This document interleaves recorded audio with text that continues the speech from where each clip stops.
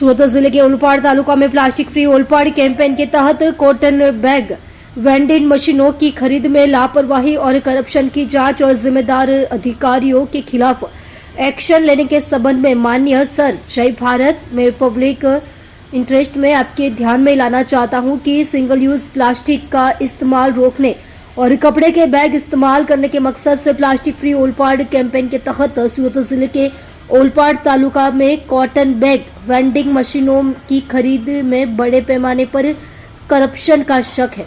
इस कैंपेन के तहत अहमदाबाद के एक कंपनी से 35,000 रुपये की लगभग 100 कॉटन बैग वेंडिंग मशीनें खरीदी गई, जिसमें लगभग 30 लाख का खर्च आया। यह खरीदारी स्वच्छ भारत अभियान की ग्रांट से की गई थी। ये मशीनें ओलपाड़ तालुका की लगभग 80 ग्राम पंचायतों में बांटी गई। हालांकि लोकल अखबार में छपी खबर में पता चला है कि ओलपाड़ तालुका की ज्यादातर ग्राम पंचायतों में ये मशीनें लगने के बाद से ही बंद हालत में है। कई ग्राम पंचायतों में ये मशीनें पंचायत के डस्टबिन में पड़ी है। इस तरह जनता के पैसे की बहुत बड़ी बर्बादी हुई है और कैंपेन का मकसद पूरा नहीं हुआ है। मैं इस खरीदारी में गड़बड़ियां और संदिग्ध जांच मामले पेश करता हूं। किसी भी खरीदारी के लिए ग्राम पंचायत को आम मीटिंग का प्रस्ताव, एडमिनिस्ट्रेटिव अप्रूवल, टेंडर प्रोसेस और ऊंचे ऑफिस से अप्रूवल लेना होगा। लेकिन सूरत जिले के ओलपाड़ तालुका में ग्राम पंचायत से तालुका पंचायत लेवल 1 तक एडमिनिस्ट्रेटिव प्रोसेस को फॉलो किए बिना इतने बड़े पैमाने पर मशीनें खरीदी गई, जो साफ तौर पर नियमों का उल्लंघन है और भ्रष्टाचार का शक पैदा करता है। यह तभी मुमकिन है जब पंचायतों में मशीनें आने पर सरकारी ऑफिस में कानूनी कार्यवाही की गई हो। फिर भी ओलपाड़ तालुका के तालुका डेवलपमेंट ऑफिसर यह कहकर झूठ बोल रहे हैं कि उन्हें कुछ नहीं पता।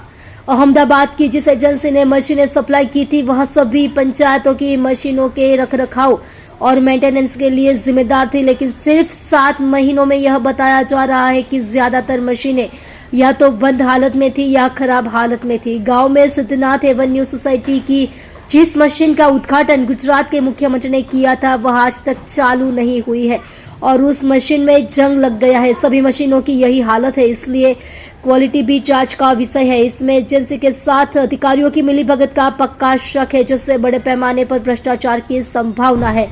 जब ओलपाड़ में इस स्कीम का उद्घाटन हुआ तो डिस्ट्रिक्ट डेवलपमेंट ऑफिसर और तालुका डेवलपमेंट ऑफिसर समेत संबंधित डिपार्टमेंट के अधिकारियों का ध्यान एडमिनिस्ट्रेटिव अप्रूवल के मामले की ओर क्यों नहीं गया?